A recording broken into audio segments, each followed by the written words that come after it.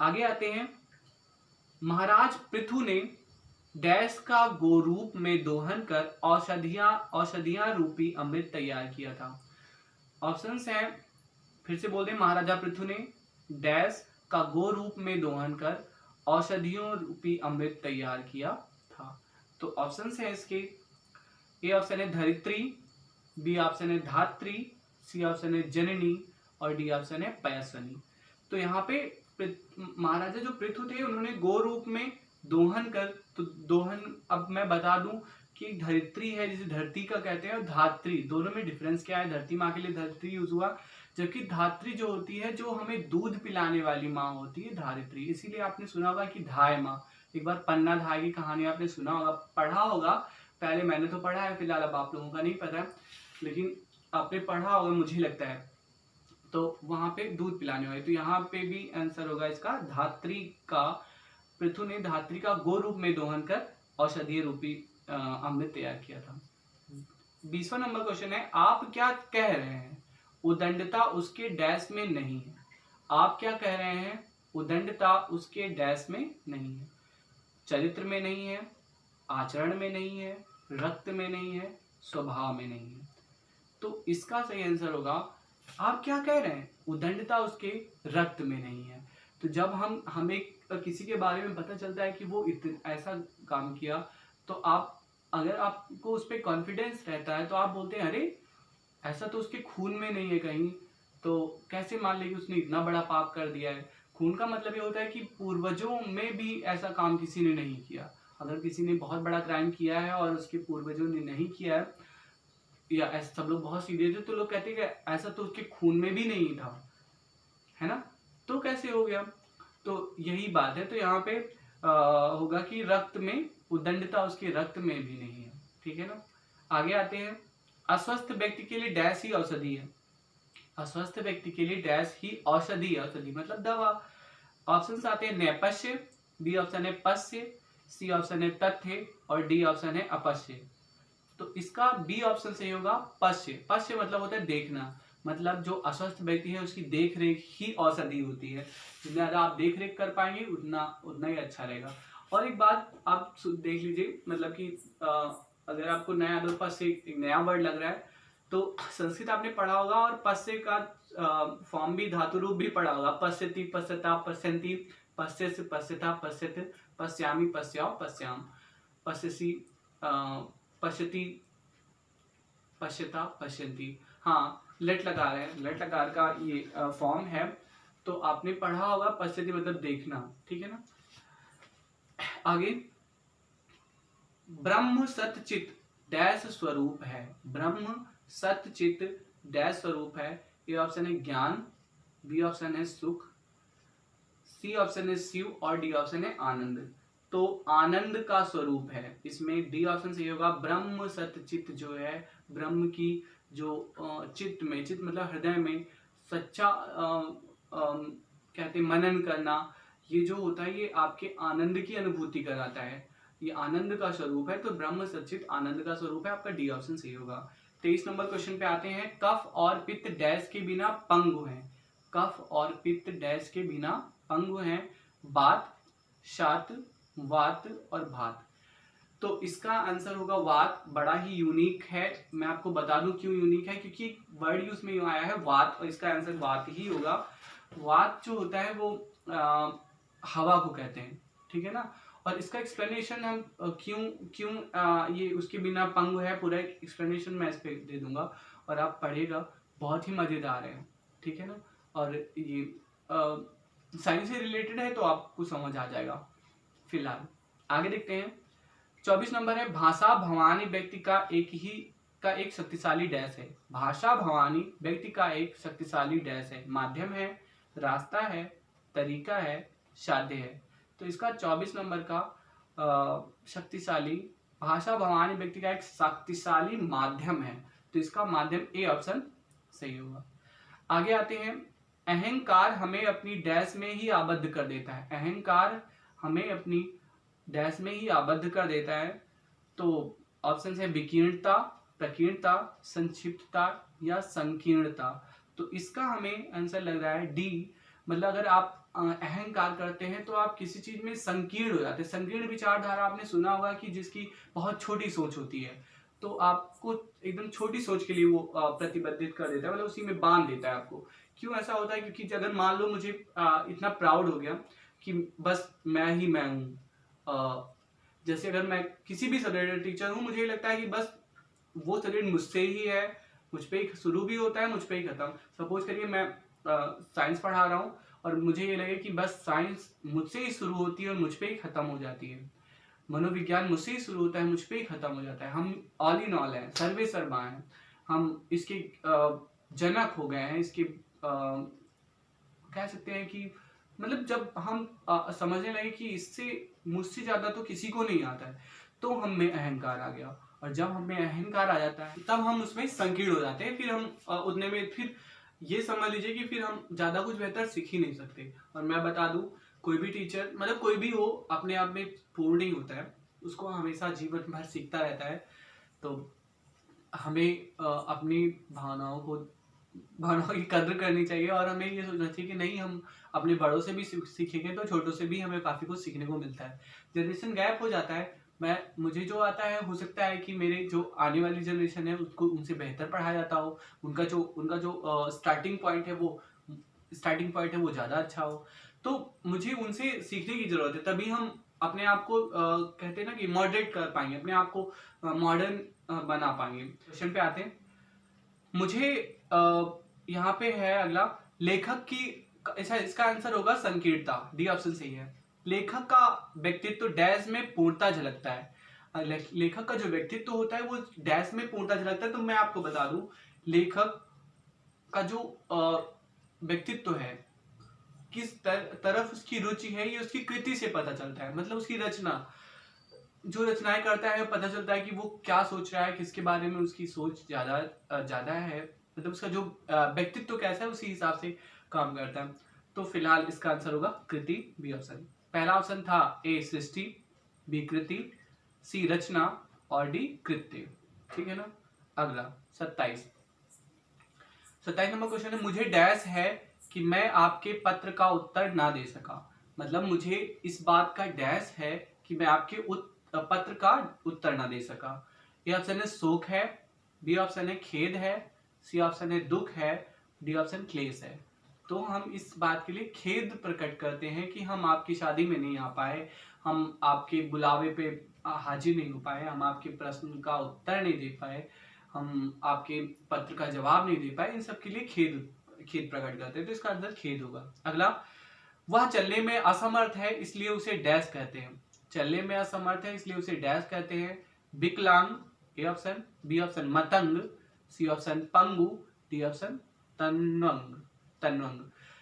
अगर आपको लगता हो विकलांग या सी ऑप्शन पंगु, इन दोनों में से ही सही, तो पंगु जो होता है वो पैर के लिए होता है, लंगड़ा जो होता है पंगु कहते हैं उसको।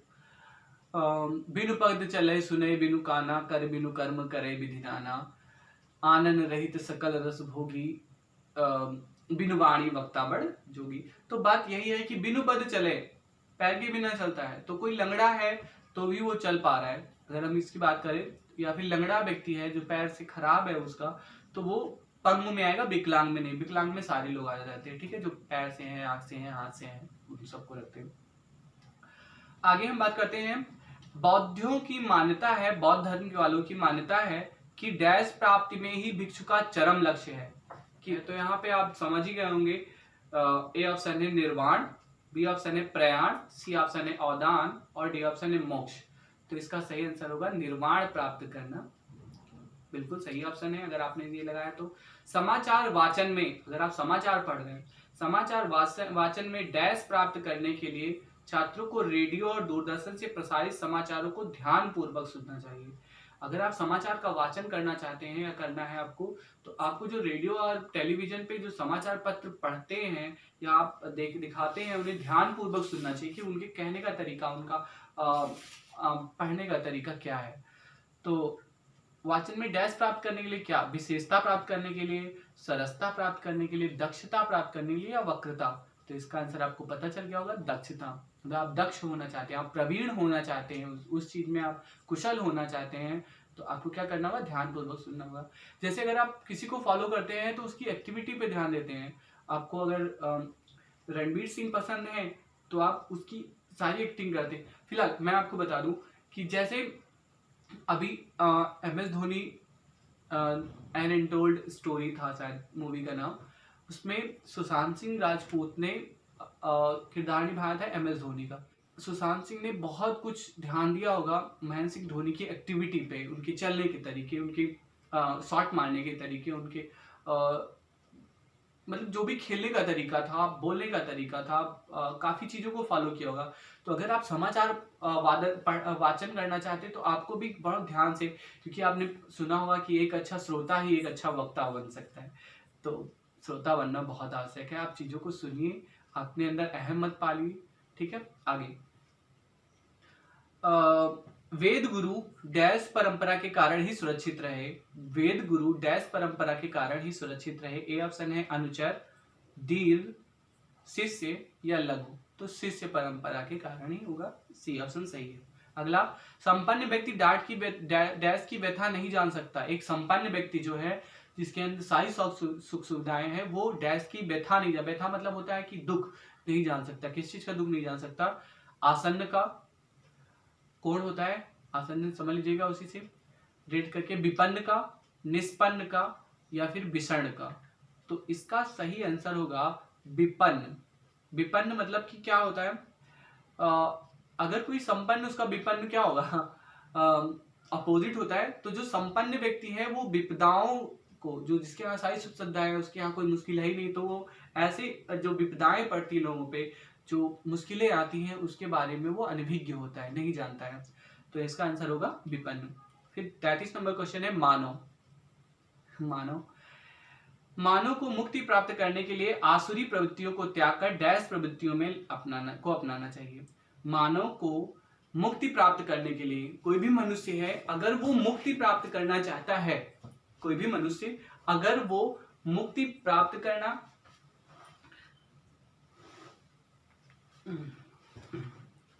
कोई भी जो मनुष्य है अगर वो मुक्ति प्राप्त करना चाहता है तो उसे आसुरी प्रवृत्तियां जो है, मतलब कि मांस मछली खाना और गाली गलौज करना, जो असुरों की प्रवृत्तियां रही हैं, उनसे दूर होके उन्हें डैश प्रवृत्तियां अपनानी चाहिए। कौन सी ऐसी प्रवृत्ति है जो लेंगे तो उन्हें मुक्ति प्राप्त होगी?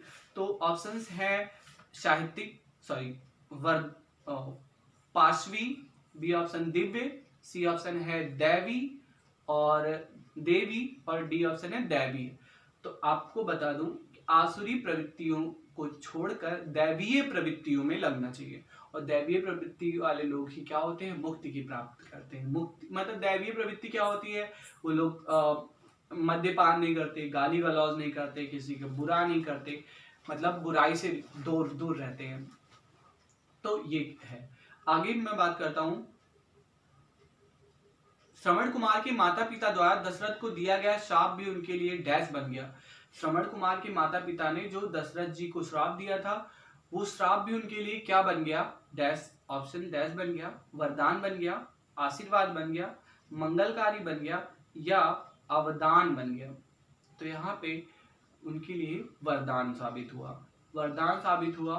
तो इसका ए ऑप्शन क्या होगा, सही होगा। आगे आते हैं, 19वीं शताब्दी में हमारे देश में बड़े बड़े डैश आंदोलन हुए। कैसे आंदोलन हुए? साहित्यिक आंदोलन हुए, बी ऑप्शन है शिक्षात्मक आंदोलन हुए, और सांस्कृतिक आंदोलन हुए, या फिर नैतिक आंदोलन हुए। तो इसका सही आंसर होगा सांस्कृतिक आंदोलन हुए। हमारी संस्कृतियों में काफी ज्यादा सुधार किया गया उस दौरान। आगे है, जिन विश्वविद्यालयों में हिंदी एक ऐच्छिक विषय के रूप में पढ़ाई जाती है, वहां इसे डैश विषय के रूप में पढ़ाया जाए। मतलब कि कहा जा रहा है कि जिन विश्वविद्यालयों में जो हिंदी है वो ऐच्छिक विषय है, आप चाहे तो ले चाहे तो ना ले, उन जगहों पर है, उन जगहों पर ये एक अनिवार्य विषय के रूप में पढ़ाया जाना चाहिए। तो बस ऐच्छिक का अनिवार्य होता है, यही ऑप्शन इसका सही होगा। आप ढूंढ लीजिएगा ABCD ऑप्शन में। ऑप्शन में बता दे रहा हूँ, है कि अपरिहार्य विषय के रूप में, वैकल्पिक विषय के रूप में, अनिवार्य और आवश्यक। तो इसका अनिवार्य है, ठीक है ना। अगला है 37 नंबर क्वेश्चन। 37 नंबर है, स्वयं हलाहल का घूंट पीकर भी वे दूसरों को डैश पिलाते रहे। स्वयं हलाहल का घूंट पीकर भी वे दूसरों को डैश पिलाते रहे। तो इसका आंसर होगा ए ऑप्शन है, गरल पिलाते रहे, मदिरा पिलाते रहे, अमृत पिलाते रहे, या सलील मतलब होता है जल, गरल गरल मतलब विष होता है।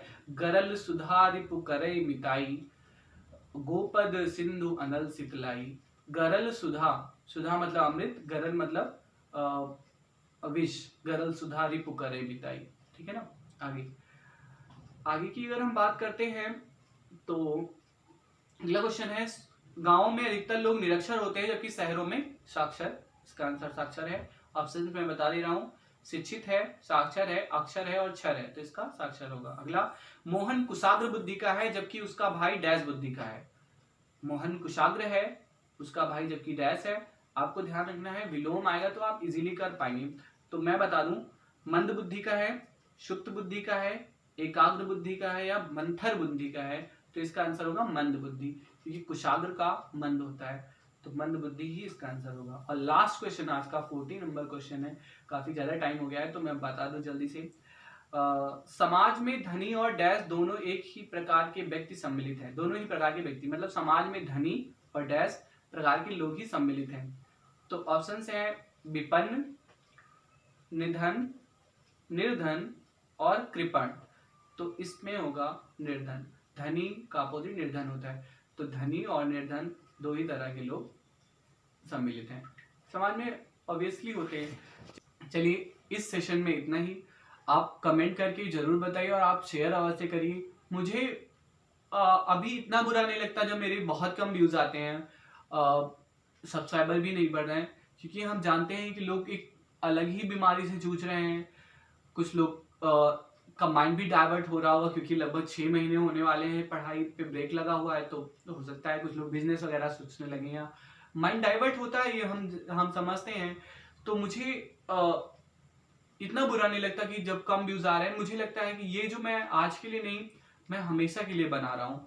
क्योंकि होता क्या है कि आज आपको नहीं इसकी वैल्यू पता है, क्योंकि ये प्रैक्टिस सेट है, लेकिन मुझे पता है कि आने वाले दिनों में आप जरूर इसकी जरूरत आपको महसूस होगी। क्यों ऐसा मैं बताता हूँ। क्योंकि जब आपका कोई एग्जाम आएगा तो आप ऑनलाइन क्लासेस चाहेंगे, आप सोचेंगे कि देखें किस तरह के प्रश्न आते हैं। तो कभी ना कभी आप एक बार ट्राई जरूर करेंगे, देखें प्रश्नों का मीडियम कैसा होता है, कैसे टाइप के प्रश्न पूछे जाएंगे। तो आप जरूर उस टाइम देखेंगे, तो आज नहीं तो कल व्यूज बढ़ेंगे, मुझे पता है। बट अभी मैं इसलिए फ्री हूँ और घर पे कोई काम भी नहीं रहता है, बस खाना पीना सोना यही होता है। पढ़ना जो तो होता है उतना, जितना आपका भी बहुत कम हो पा रहा होगा तो मेरा भी बहुत कम ही होता है, इतना ज़्यादा वो नहीं। लेकिन मैं कोशिश करता हूँ पढ़ने की, और मैं सोचता हूँ कि आप लोग भी पढ़ते रहें, आगे बढ़ते रहें, मुझे अच्छा लगेगा काफ़ी ज़्यादा। फिर एक बार कहते हैं कि आप लाइक सब्सक्राइब अवश्य करें मेरी वीडियो को। ये जो है तीसरा चौथा वीडियो मैं बना रहा हूँ जो प्रैक्टिस सेट से है। तो आप का प्यार और सहयोग बना रहेगा, सपोर्ट करेंगे तो मुझे बहुत खुशी होगी। आज के लिए इतना ही। Thank you class.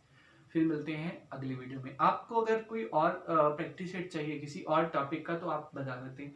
फिलहाल इतना जल्दी आप लोग पता नहीं, अभी तो लोग देखना भी भूल गए होंगे, देखते भी नहीं है। तो जब भी आपको लगे तो आप जरूर देखेंगे। Thank you class.